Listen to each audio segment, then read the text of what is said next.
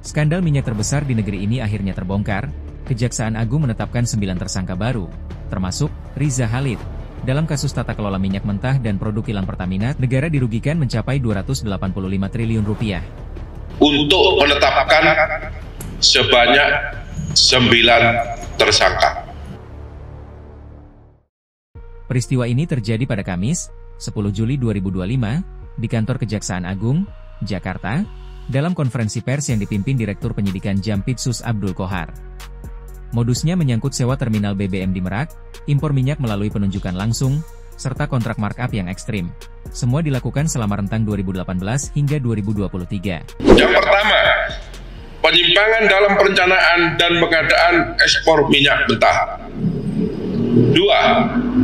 Penyimpangan dalam perencanaan dan pengadaan impor minyak mentah. 3. Penyimpangan dalam perencanaan dan pengadaan impor BBM. 4. Penyimpangan dalam pengadaan sewa kapal. 5. Penyimpangan dalam pengadaan sewa terminal BBM PT OTM. 6. Penyimpangan dalam proses pemberian kompensasi produk Pertalite. 7. Penyimpangan dalam penjualan solar non-subsidi kepada pihak swasta dan pihak BUMN yang dijual dengan harga di bawah harga dasar.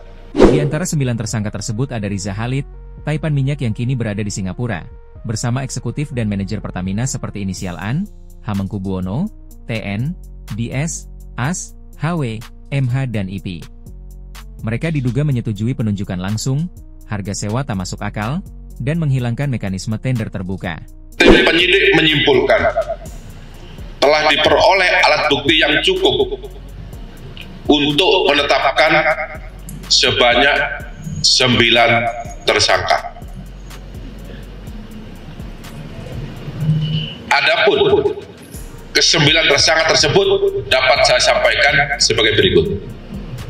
Yang pertama, tersangka AN selaku Vice President Suplai dan Distribusi Kantor Pusat PT Pertamina tahun 2011 sampai dengan tahun 2015. Yang kedua, tersangka HB selaku Direktur Pemasaran dan Niaga PT Pertamina pada tahun 2014. Yang ketiga, tersangka TN selaku VP Integrated Supply Chain tahun 2017 sampai dengan tahun 2018.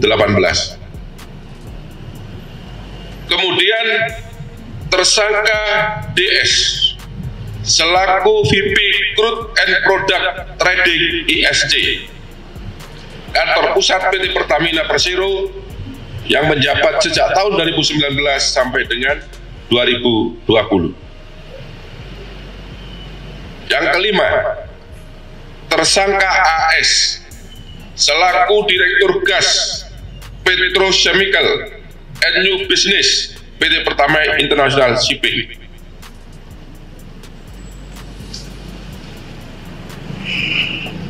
Kemudian yang keenam, tersangka HW selaku mantan SVP Integrated Supply Chain tahun 2018 sampai dengan tahun 2020.